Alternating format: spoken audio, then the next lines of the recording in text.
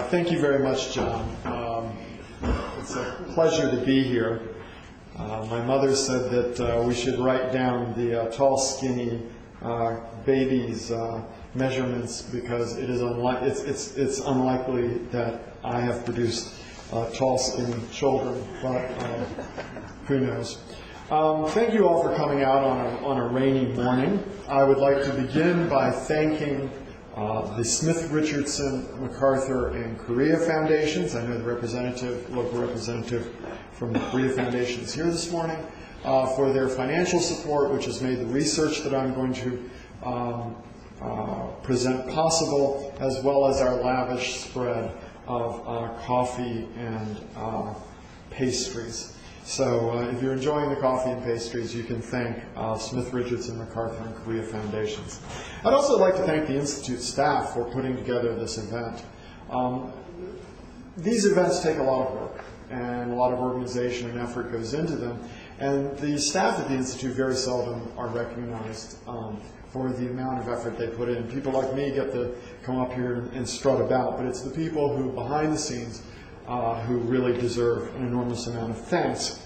And finally, I would like to give a plug to a report that is being released this afternoon by the Committee on Human Rights for North Korea on human trafficking. Some of the work that I'm going to present this morning has its origins in some work that I did for the committee a few years ago. And the committee is producing a new report on human trafficking, which will be released this afternoon at an event that runs from 3 p.m. to 5 p.m. at the National Press Club, which is at 529 14th Street. If you do not already have plans for that time period, I would urge you to take advantage of what I think will be a very interesting event. So today I'm going to present an overview of some work that I've been doing on North Korean refugee issues. North Korean refugees are of interest for two reasons. Both because the primary reason of the humanitarian situation that they present to us, but also as a window into North Korea, and can be a very informative source of information in what is a rather information-constrained environment. The work that I'm going to present is based on two surveys. The first survey was one that was originally supported by the Committee for Human Rights in North Korea and was done by Yoonuk Chang and some associates, basically during calendar year 2005. This survey was done in China. There were more than 1,300 respondents. It was a very challenging environment in which to conduct a survey, and I think Yoonuk and her associates did remarkably well given the challenges they were facing trying to do such a survey in China. The second survey was conducted last November by Steph Haggard at the University of California, San Diego, with whom I've collaborated on much of this work. It's a smaller survey, but it was done under a much more secure legal environment, and as a consequence, we could use a much more detailed and nuanced survey instrument. And so I'm going to be presenting, most of the results I'll present is from this more recent survey done in South Korea. Occasionally, I will be comparing results from both surveys. The interesting thing is the second survey done under more secure conditions largely reproduces the results of the first survey, which is reassuring that we were not getting very strange results from the China survey. This is a work based on refugee interviews. We believe that these surveys are basically representative of the refugee population. Whether they are representative of the resident population in North Korea today is a different issue. Clearly, these people have voted with their feet, and so their attitudes towards the regime may differ from those who have stayed.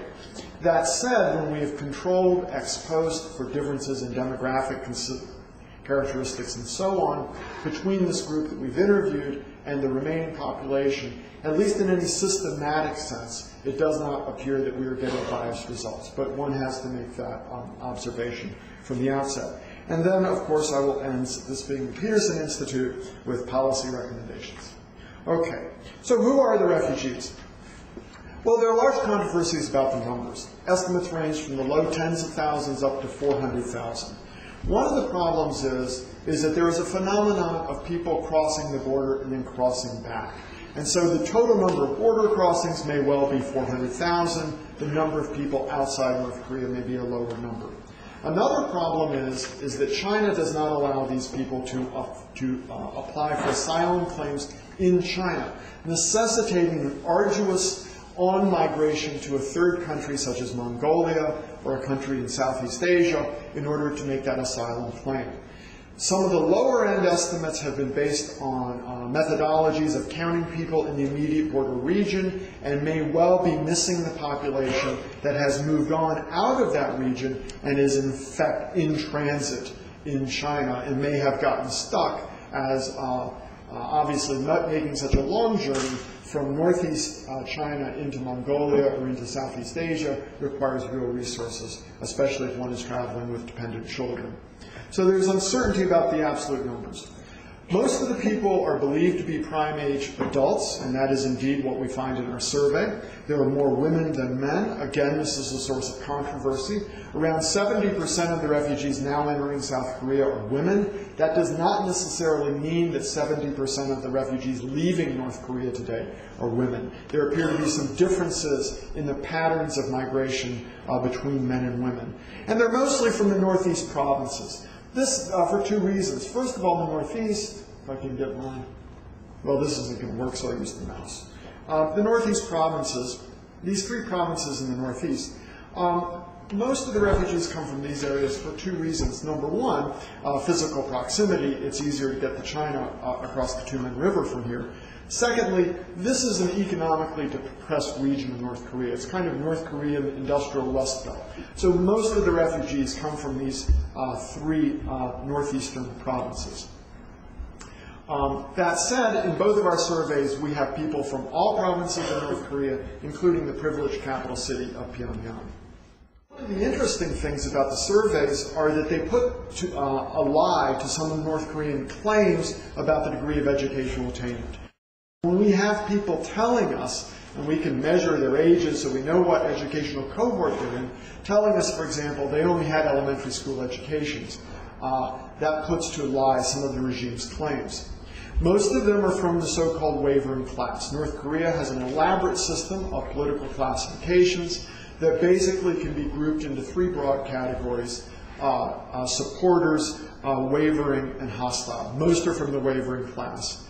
And we know, and we have information on parental backgrounds, both in terms of political classification and in terms of occupation. And one of the sad things that comes out of these surveys, it appears there is very little social mobility in North Korea. If your parents were farmers, or if your parents were workers, or if your parents were from the wavering class, you are likely to be all of the above. Why do they leave? Most of them cite economic motivations, which are bound up in regime practices. And again, it's quite important to understand, and I'll get into a little more detail about this later, that regime practices appear to actively discriminate against some groups. So that when they say they are leaving for economic motivations, those economic motivations at the base have political policy determinants. North Korea criminalizes exit. We often hear, given the economic motivation, some comparison to, say, Mexico. This is utterly misguided. The Mexican government celebrates its migrants, illegal and legal, to the United States. It encourages them to send home money. It's indeed extending voting rights to this population.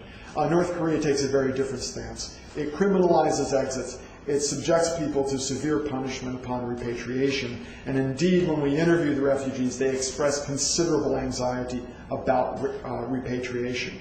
Regardless of their motivations in leaving the country, the fact that they are subject to persecution upon repatriation gives them a prima facie claim to be refugee surplus. I'm going to walk through some of the results, but for purposes of context, it's worth spending a moment to just give a little background. In the 1990s, North Korea experienced a famine. I estimate it killed 600,000 to 1 million people, or about 3 to 5% of the population. That famine was largely a product of state failure. About a third of the respondents in both of the surveys report death of a family member during the famine period. They also report other very disturbing experiences such as separation from children and so on. Really heartbreaking stories. In order to survive in an environment in which the state was no longer meeting its obligations under existing practices and institutions, people had to act entrepreneurially to survive. So the marketization of the North Korean economy, I have argued, that we've observed over the last 15 years or so, is better thought of as a largely unintended, unplanned phenomena arising from the bottom up out of state failure, rather than being any kind of intended, proactive, top-down reform. And as a consequence, the state has revealed an ambivalent attitude towards these reforms, at times appearing to, or these economic changes, at times appearing to ratify them and decriminalize them, at other times appearing to try to reverse them. And we'll get to some of the specifics of this momentarily. So let's start with the hunger situation. At its peak, the international aid program was targeting roughly 8 million people, or more than a third of the population. One of the more disturbing things that come out of these surveys is the large share of people that indicate they were completely unaware of this program. And then among the numbers that were aware, a minority believed that they were actually recipients of aid. When we asked them who did receive the aid, the overwhelming majority believed that it went either to the military or to government and party officials. Now, of course, this does not prove that these people did not receive aid. It does not prove that the aid went to the military or to high government officials. However, I think at an absolute minimum, these results should give serious pause to anybody considering the operation of humanitarian aid programs in North Korea. This, let me continue on the economy. As I argued, the marketization of the economy was really a function of state failure. And one of the things we found in asking a variety of questions about household economics, workplace economics, and so on, was that there was not a large upsurge in market activity after the 2002 reforms that decriminalized a number of technically criminal market behaviors. And what you don't see, for example, is a big spike in the post-reform period in market-oriented activities. It appears that the market-oriented activities had largely occurred in the famine era, or that period after the famine ended, but before the 2002 reforms. And likewise, in a variety of other questions, we don't see a big upsurge in marketization after the reforms. The government was largely ratifying something that had already occurred. This process has been kind of grudging and ambivalent on the part of the state, and one consequence of that has been an perceived increase in corruption, inequality, and disaffection. When we ask them, has corruption increased? A majority say yes. They report having to pay bribes to engage in economic activity. They report a rise in inequality. And then when we finally ask them the Ronald Reagan question, are you better off now than you were 4 years ago? Majority say we're not better off. Although I should point out some substantial number do say they're better off. Part of the increase in inequality in North Korea has been associated with a rise in the living standards of an elite group. I mean, some people are being made better off by these changes, but at least the majority in our surveys do not believe that they were made better off, and indeed they believe they were made worse off. We asked them about changing pathways to advancement. The best way to get ahead in North Korea remains being part of the government or a party official. But the pathway that seems to have shown the biggest increase is in engaging in business. So the state remains the dominant mechanism by which people think they can get ahead, but business is rising. Then we ask them, what is the easiest way to make money? Well, working hard at your assigned job has completely fallen off the charts. Engaging in market activities is still the leading task. But the one that shows the biggest increase is engage in corrupt or criminal activities. And I would argue there's a relationship between the continued interest in being part of the state and the increasing perception that the way to get ahead is engaged in corrupting criminal activities. Because it's precisely being part of the state apparatus that gives you the opportunity to engage in corrupt and criminal activities and hence get ahead in today's North Korea. We asked them questions about the penal system. Most of them know about the political prison camp system. Vast majority are aware of this. Vast majority believe that incarceration is unjust. We asked our respondents in the Korea survey, in the survey done in South Korea, have you ever been detained by the police? And when we did this in our initial pilot survey on a small number of respondents, we got an affirmative response rate of 100%. So we had to rephrase the question. Had you ever been detained by the police overnight? And when we ask it in that form, we get about half the people have been detained by the police overnight, about half of them by the political police, about half by the regular criminal police, and some by both. We asked, remember, most of them, vast majority said people who had been incarcerated had been done so unfairly. Perhaps this next slide gives you some indication why. We asked them, before you were incarcerated, did you receive a trial? And the vast majority, nearly 90%, say no. Perhaps this contributes to their perceptions of unfairness. Most of them have been incarcerated in relatively low-level facilities. Typical period of incarceration is between a week and a month, although we had some people in the survey who were incarcerated in the worst hard labor camps and people doing sentences of a year, 5 years or more. We asked them a series of direct interrogative questions about what they witnessed while incarceration. And this is simply a subset of the questions we asked. We started out with questions about sort of generic questions about beating, and we got response rates of roughly 100%, which shouldn't be too surprising. My suspicion is if you go to virtually any prison in the world and you ask inmates, have you observed prisoners being beaten by guards, they'll say yes. But then we started asking a series of more specific questions, and the results, I think, are quite disturbing. Forced starvation, majorities in both of the surveys respond affirmatively. Executions and death from torture or beating. Significant affirmative responses in both surveys, but somewhat different patterns. I suspect this has to do with the way we ask the question. And let me give you an example to explain what I mean. Suppose you are in one of these detention facilities and you and all the rest of the prisoners are called out into the yard one day. And someone is singled out for something they've done or something their family has done or whatnot, and they are beaten. And they are beaten until they die. Is that a public execution or is that a death from torture and beating? Clearly it's public in the sense that it's being done in public and it's being done for intimidation purposes, but it's not a firing squad. It's simply somebody in a weakened condition being beaten and they eventually die. So I think that some of the differences in this, I suspect, have to do with the ambiguity of the way the question is being asked. Then we asked them the allegation about the forced abortions and infanticide performed on women who are pregnant when repatriated from China to North Korea and it's suspected of carrying binational children. What's striking about this is the affirmative response rate drops quite considerably, but nevertheless is a significant number, 5 and 7% in the two surveys. This suggests to me the prisoners were not simply telling us what they thought we wanted to hear. When you ask about relatively generic things, you get high response rates. When you ask for a very, very specific abuse, you get a much lower response rate. Finally, we asked them about medical experimentation. This was the only question that the wording differed in the two surveys. In the first survey, we asked them, do you believe that medical experimentation on prisoners was occurring in the facility that you were incarcerated in? And more than half the survey said yes.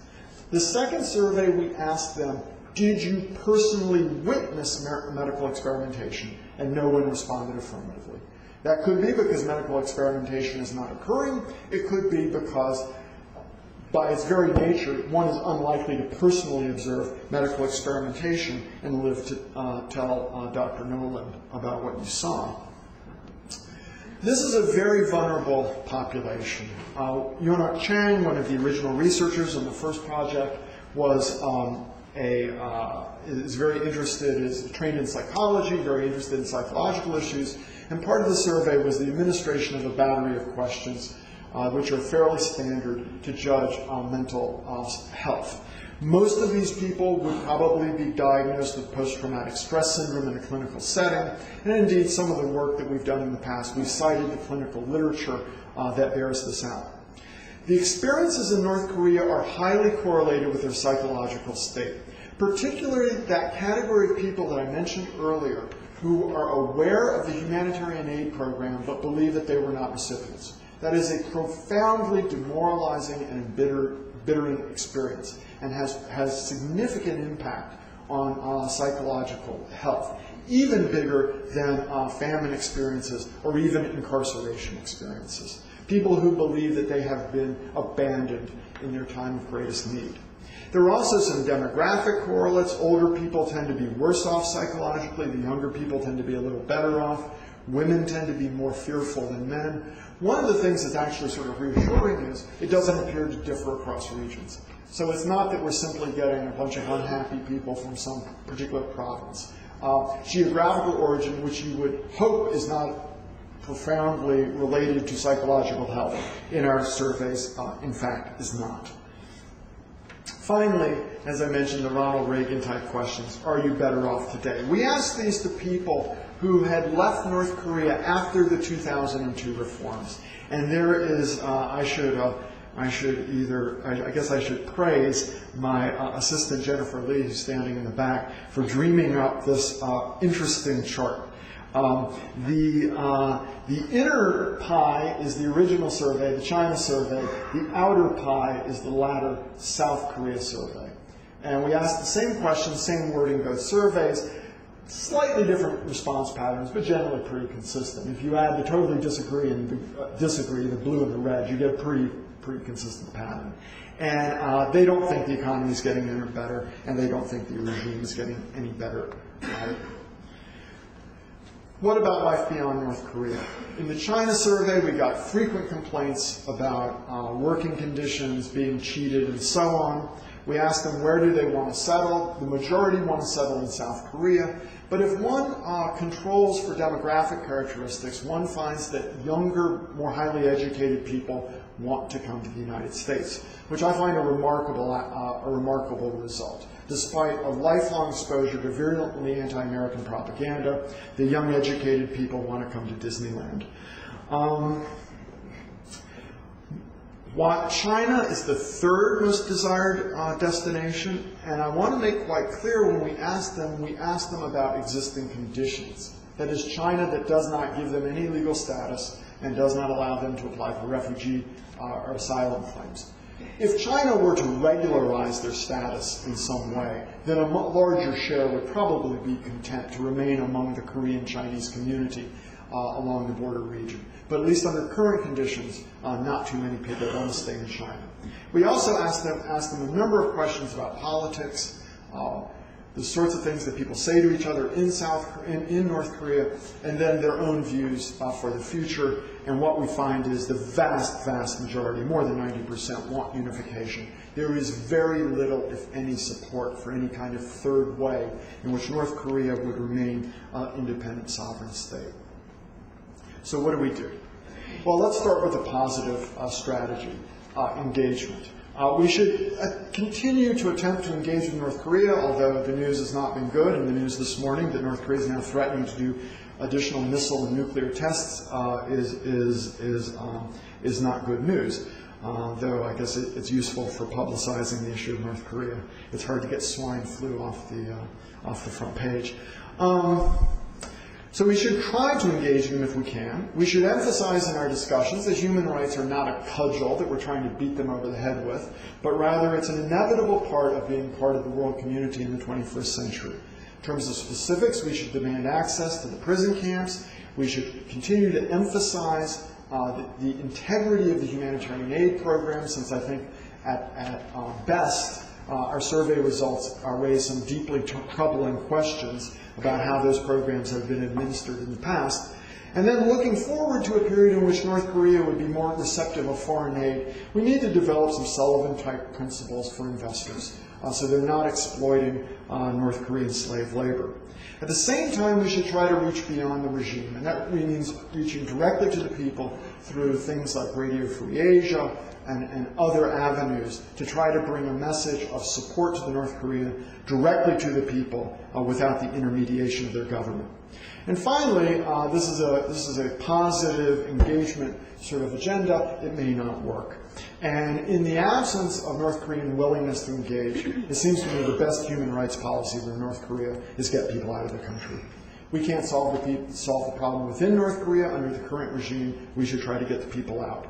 That means working with China to try to get China to uphold its commitments under the Refugee Convention, which it's not doing now, as well as allay Chinese fears that North Korean refugees will be a permanent burden on China. South Korea can take refugees, the United States can take refugees, other countries can take refugees. So we should try to work with China to ease their exit out of North Korea, as well as working with South Korea and others. I look forward to hearing the remarks of Mr. Che and Ambassador Che and your questions. Finally, a plug for my book. It's on sale out in the lobby. I think it's a pretty good book. And then this report on the refugee crisis done by the U.S. Committee for Human Rights in North Korea. And again, a reminder, they're releasing another study this afternoon on human trafficking, 3 to 5 p.m. at the National Press Club. Thank you. 안녕하십니까. 저는 전 북한인민군 대령 최주환입니다. 이런 How are you? I am formerly colonel of North Korean People's Army. 이런 중요한 자리에 초청해 주셔서 대단히 감사합니다. Thank you for inviting me to such an important meeting like this. 저는 1997년 이곳 워싱턴에 와 미 국회 청문회에서 북한이 1 내지 2개의 핵무기를 보유하고 있고 가까운 기간에 탄도미사일을 개발할 것이라는 증언을 한 바가 있습니다. I was here in 1997 to testify at the Congress, and I stated that North Korea will have 1 to 2 nuclear weapons and will test missiles in the near future. 그 당시 저희 발언에 대하여 일부 분들이 회의적인 태도를 보였습니다. At that time, there were very apprehensive, doubtful comments from the audience responding to my comments. 그런데 그때로부터 12년이 지난 오늘 어떤 결과가 빚어졌습니까? And after 12 years have passed, you know what has happened. 북한은 2006년 지하 핵실험을 강행했고 2차에 걸치는 대륙간 탄도 미사일 발사와 여러 차례의 중장거리 미사일 발사를 진행하였습니다. In 2006, North Korea carried out nuclear tests. North Korea carried out the 2 major missile tests, medium and long-range missiles, and many other missile tests were carried out. 북한 김정일 정권이 강행한 핵 실험과 미사일 발사는 2,300만 북한 주민들이 굶주림과 죽음이 대가였습니다. North Korea's nuclear program and military program are being paid at the cost of 23 million North Korean people. 이 기간 300여만 명의 북한 주민들이 굶어 죽고 얼어 죽고 병으로 죽고 처형당하였습니다. During this period, 3 million North Korean people have died, starved, and have suffered misery during this time. 또한 순진하고 선량한 수십만 명의 노동자, 농민들이 정든 고향과 사랑한 부모 처자와 친척 친지들을 뒤로 하고 북한을 떠나 대한민국과 미국, 유럽행을 택하였습니다. Hundreds of thousands have escaped to North Korea, to China, and many of them have settled in South Korea to avoid prosecution and difficult life in North Korea.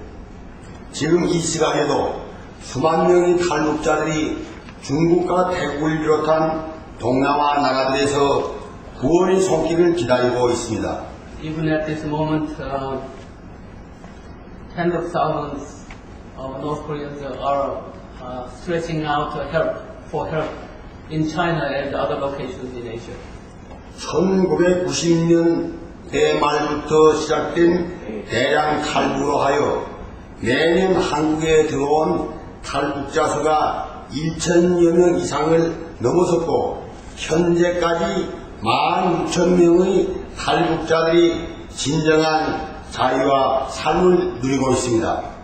Since early 1990s, continually increasing number of refugees have resulted in currently 16,000 refugees in South Korea alone. 이렇게 된 데는 북한 정권이 김정일 1인 독재 체제 유지를 위하여 북한 주민들이 땀과 노력의 성과를 경제의 희생과 먹는 문제 해결에 돌린 것이 아니라 핵무기와 미사일 개발과 전력 증강에 투자하였기 때문입니다. North Korea, instead of taking care of the livelihood of the North Korean people, have concentrated in developing military development, including nuclear and missile programs. 전문가들이 추산에 따르면 핵무기 한 개를 만드는데 5억 달러, 또 지난 4월 5일 발사한 태극강 탄도 미사일 한 개를 개발 발사하는데 3 내지 5억 달러가 든다고 합니다. According to expert calculations, one nuclear weapon will cost $500 million to $600 million, and the last missile launch has a cost, according to the experts, $300 to $500 million. 최소 3억 달러만 해도 지난해 여름 기준으로 쌀을 100만 톤 이상 구입 가능하고 옥수수 등 잡곡을 사면 훨씬 더 오랜 기간 식량난을 해소할 수 있는 금액입니다. Just to talk about the last missile launch, which cost $300 million, that corresponds to 1 million tons of rice, and converted to the cost of corn would be much more quantity. 현재 북한이 5 내지 6개의 핵탄과 수백 개에 달하는 중장거리 미사일을 보유하고 있다는 것은 기정사실화되었습니다. It is well known that currently 5 to 6 nuclear weapons are possessed by North Korea, in addition to many other advanced military weapons. 이뿐 아니라 2000년부터 군 조직 개편을 통하여 특수전 부대, 기계화 부대의 전력을 배로 증강하였습니다. Since 2000, North Korea has doubled the forces of special forces units, and I missed the last one. That's okay. 마지막에 뭐죠? 특수전 부대와 기계화 부대. Mechanized units. I'm sorry, mechanized units, plus special forces units. 2006년 3월 1일 한국 외교통상부 산하 외교안보연구원이 펴낸 보고서 자료를 제가 이야기하겠습니다. I will discuss the research report made by South Korea's National Security Research Center under South Korea's Ministry of Foreign Affairs and Trade. That was conducted in March of 2006. 남한을 공격할 수 있는 화성 미사일 2대가 DMZ에서 북쪽으로 50km 떨어진 지하리에 사령부를 두고 있습니다. 네. 남한을 공격할 수 있는 화성 미사일, 예, 이게 미사일 명 북한 이제 okay. 화성에. Okay, Hwasong is the name of missiles, and those are installed along the line 50 kilometers from the DMZ. 그 또한 거기에는 4-5개의 미사일 대대와 화성 5, 6 미사일 600기 30여 개의 이동 발사대를 보유하고 있습니다. There are over 30 mobile units, missile units are included in 4 or 5 missile battalions. 이외에 중국 국경 지역과 동해안 지역의 지화 행동화된 시설에 일본 본토와 일본 내 미군 기지들을 타격할 수 있는 중장거리 미사일들인 노동 미사일 200기, SSN-6 미사일 50여기가 실전 배치한 것으로 추정하고 있습니다. It is estimated that over 50 SSN missiles and Nodong missiles are lined up along the east coast of North Korea. 다음은 이제 군 전력의 증강에 대한 게 한두 가지를 제가 이제 더 실례를 드리겠습니다. 전선 중부 지역에 북한군 제5군단이 배치되어 있습니다. Along the close to demilitarized zone, the 5th Corps of the North Korean Army is lined up along the DMZ.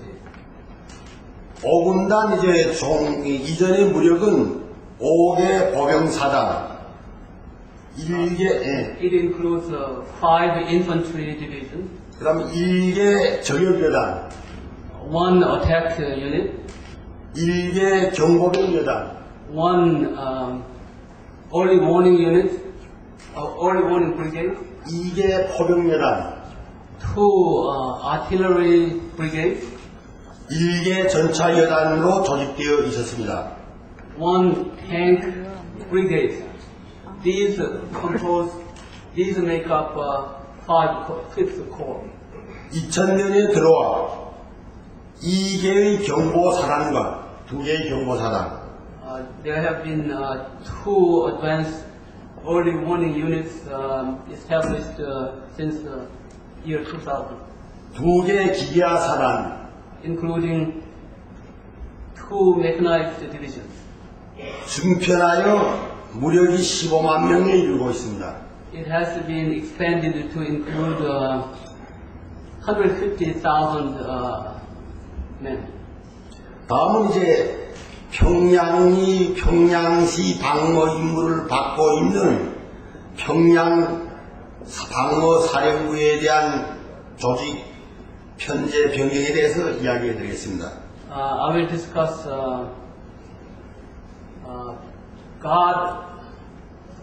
guard units that are protecting Pyongyang.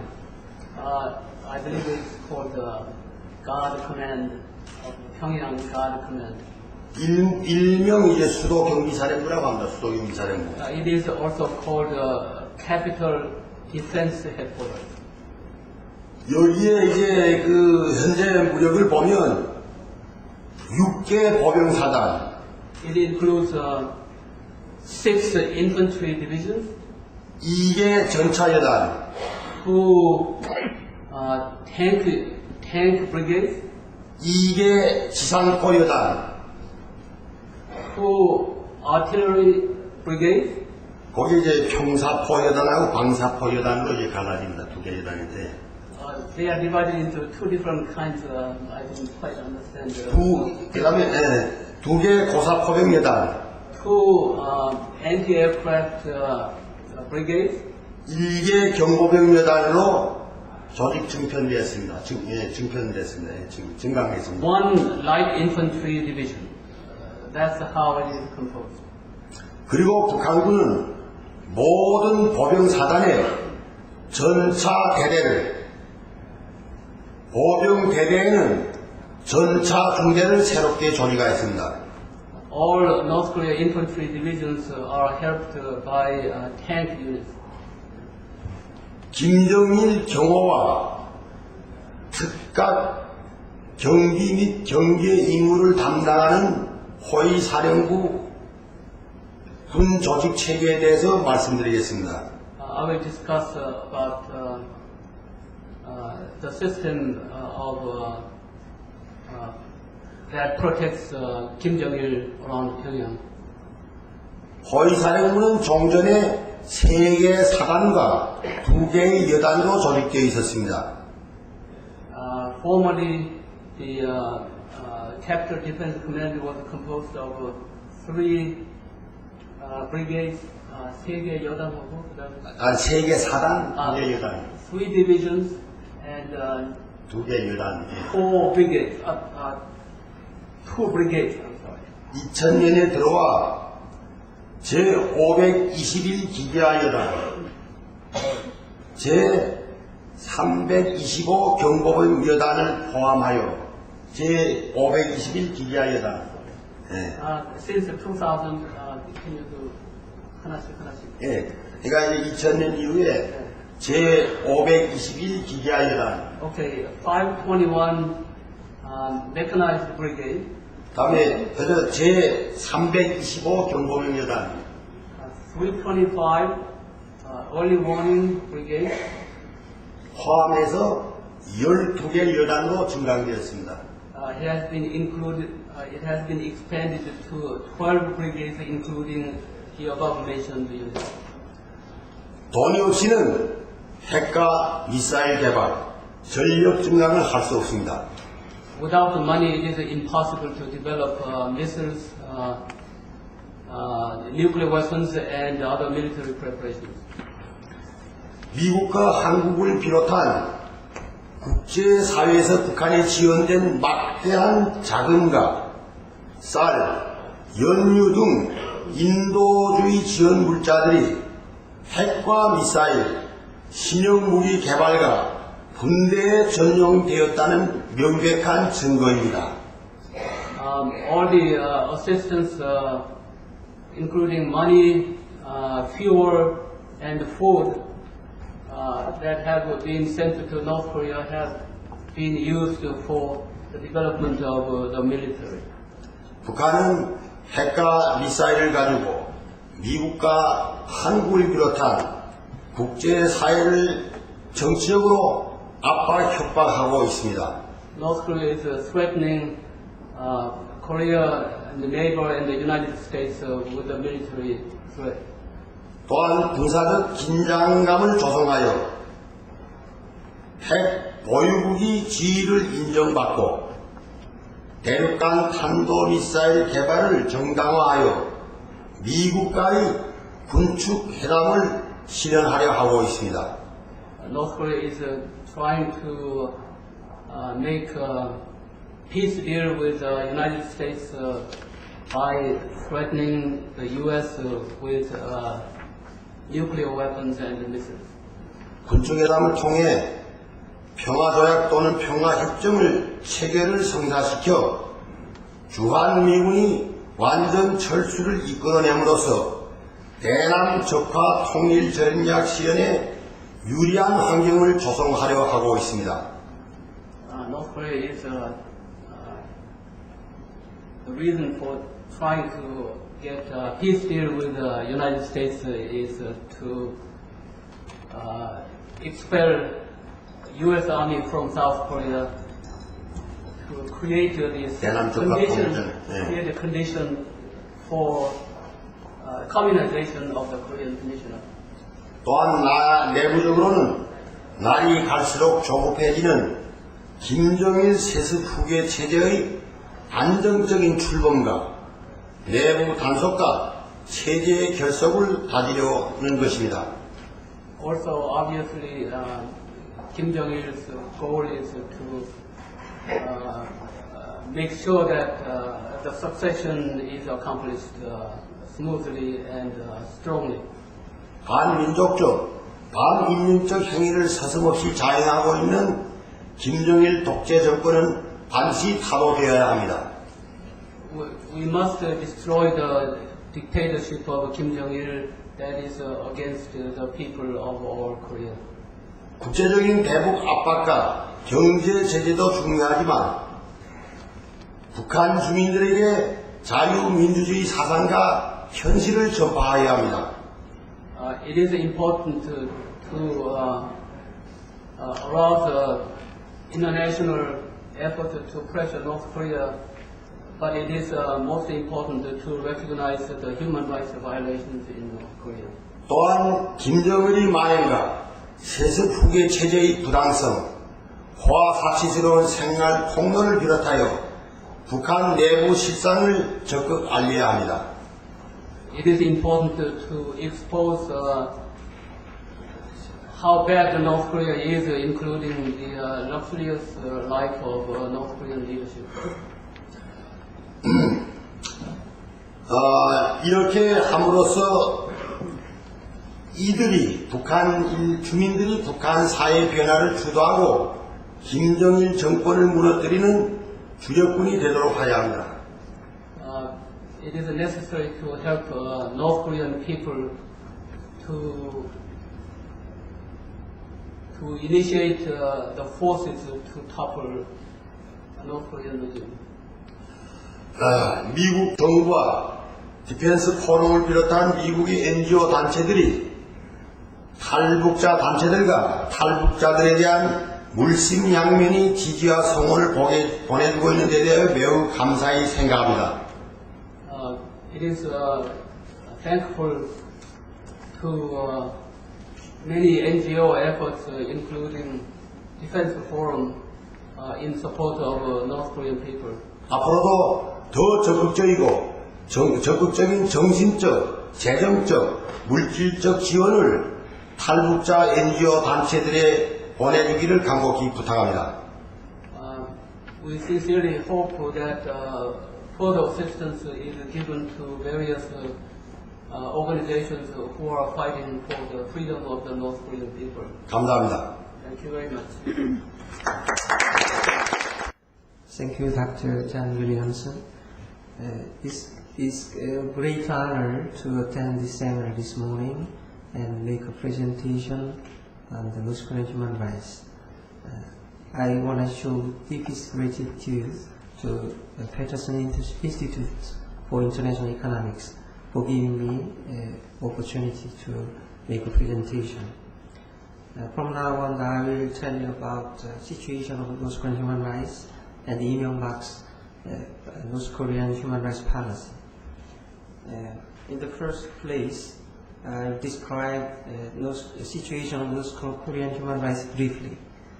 As you are very well aware of, a miserable human rights situation in North Korea is no longer a secret. Political prison camps, forced repatriation, public executions, inhumane torture, and human trafficking, forced or involuntary disappearance, class discrimination, the absence of freedom of expression and thought, chronic food shortage, and malnutrition in North Korea are notorious throughout the world. It is needless to talk about North Korean human rights situation minutely at this time. But by taking advantage of this opportunity, I would like to emphasize that North Korean people are deprived of human rights and live a slave-like life under Kim Jong-il's dictatorship, his military-first politics, and his luxurious life. In accordance with military-first politics, North Korea launched a rocket and Bustani, a small village in northeast eastern area of North Korea, April 5th this year, ignoring deep concern and strong objection from the international community. Experts estimate such events would have cost about $300 billion, which could be enough to buy more than 1 billion tons of rice as of summer last day, and much more if it were other grains such as corn. Such amount is enough to cope with the food shortage North Korea is facing. On the other hand, North Korea has introduced high-end products for Kim Jong-il's hobby and security purposes. It is known that Kim Jong-il personally owns as many as 500 imported automobiles. On April 5, 2009, the Jiji Press of Japan reported, quoting a source in the European financial industry, that a North Korean official residing in Europe attempted to purchase 2 Italian yachts worth $20 million for his supreme leader. Furthermore, North Koreans also import turtles' eggs from India, sharks' livers from Angola, seals' genitals from South America, and Venus Zero's phones from Zambia as supplementary products to invigorate Kim Jong-il's poor health and energy. These facts clearly show how merciless and senseless Kim Jong-il is as a leader when he wasted such a great deal of money on rocket, while the same amount could have saved his starving millions of people. To be brief, military-first politics and Kim Jong-il's luxurious life are now sacrificing North Korean people's blood, sweat, and tears, so ordinary people's right to food and right to existence are deprived in North Korea. It is a very tragic instance, I think. As is well known, next I will describe the Sunshine Policies, and next Lee Myung-bak's administration's new North Korea policy. As is well known, the Kim Dae-jung and Roh Moo-hyun administration had pursued Sunshine policies for 10 years, from 1998 to 2007. Sunshine means exchange and cooperation and humanitarian assistance. The Sunshine policy was based upon the premise that more exchanges, more cooperation, more assistance could bring about a change over North Korea. But the premise turned out to be false. Some evidence can be taken. For example, nuclear test in 2006 and missile launching in 2006 and 2009. Instead, the past two Korean administrations were reluctant to raise North Korean human rights issues. It's because they think human rights issues may irritate the North Korea, and therefore it was considered wise not to raise the subjects. Moreover, mentioning North Korean human rights issues were deemed a Cold Warish, conservative, confrontational, and anti-unification attitude throughout South Korean society. In short, Sunshine policy can be said to have no concept of human rights. Lee Myung-bak's administration, North Korea policy, unlike the Sunshine policy, took human rights concept into consideration. Raising the issue of human rights is not a slander out of ill will. It's simply a statement of facts about North Korean human rights. Lee Myung-bak's administration believes that human rights should be deemed as a matter of universal value, and so dire situation of North Korean human rights should be ignored or silenced as if the issue does not exist or has nothing to do with South Korea. In this context, President Lee Myung-bak and his major policymakers are of opinion that sincere and constructive criticism for North Korea will help create a healthier and stronger society. In relation to this, history shows us human rights can only be improved when it is brought up and discussed, but the reverse is true when human rights issues are silenced. Based on philosophy of human rights, South Korean government for the first time participated as co-sponsor of the United Nations General Assembly resolutions on North Korean human rights in 2008. Furthermore, Lee Myung-bak's administration thinks in the process of normalizing inter-Korean relations, meaningful progress should be made on improving North Korea's human rights record. For the improvement of human rights, North Korean human rights, the common will and close cooperation of relevant countries is very important. But it is also true that civil society, NGOs, and media could play an active role in the process of promoting and protecting North Korean human rights. In light of this fact, the South Korean government is ready to support NGOs' efforts to promote and protect North Korean human rights, whether directly or indirectly. But North Korean human rights issues has a wide range. They include North Korean defectors issues, dispersed families issues, POW issues, abducted issues, besides North Korean peoples for human rights issues.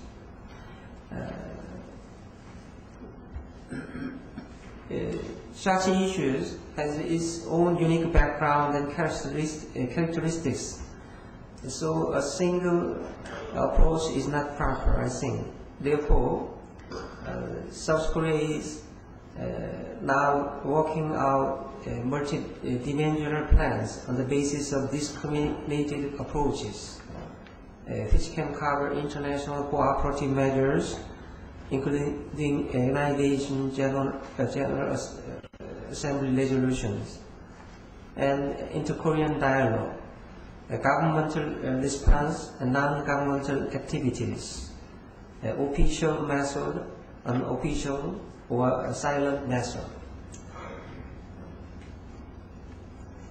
Now, I would like to suggest some urgent tasks for the improvement of North Korean human rights issues. First, the most imminent and primary task should be the protection of the North Korean defectors in China. Their safe departure from China to a third country has merely a secondary meaning.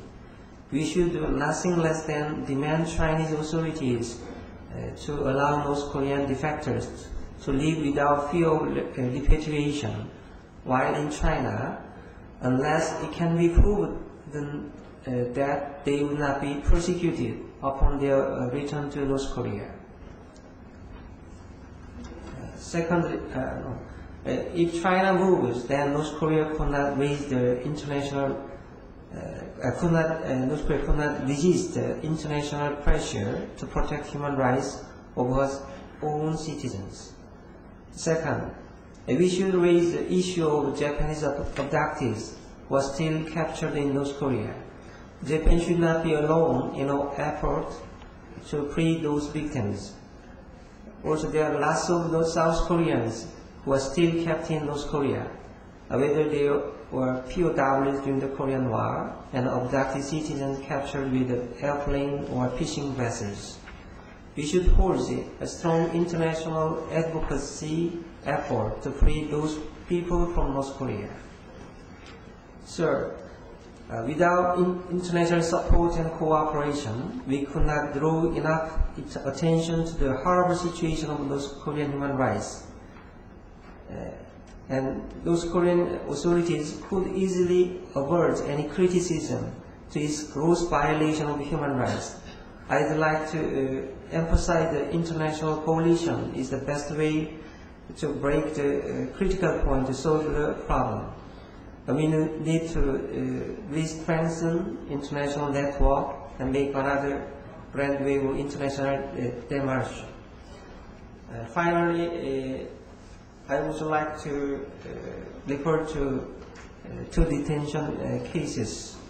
As you know well, North Korea detained two U.S. women journalists on March 17th. According to South Korean major newspaper, including Joseon-ilbo, it must be a kidnapping incident, a planned kidnapping incident. Following such detention, North Korea held the South Korean personnel working at Kaesong Industrial Complex in custody under a carefully drawn plan on March the 30th. I think these two incidents related. They are not an accident. It is highly likely that North Korea is now attempting to use the detained persons as a hostage. So, in other words, North Korea will use them as a hostage bargaining chip to put pressure on the North Korea, on the U.S. and South Korea that are likely to display a top position in response to the North long-range rocket launch on April 5th. They are inhumane and unlawful acts against the principles of international human rights law. So we should raise these issues in terms of human rights. I think there is still a long way to go in the North Korean human rights issues. It's because I mentioned, it's because North Korea does not show positive response to the UN resolution and international request. Thus, it's vital to keep pushing North Korea with unanimous voice of international civil society. South Korean government is ready to conscientious voice of world citizens and make every possible effort to improve North Korean human rights, keeping pace with the international campaign of NGOs. Thank you very much for attention.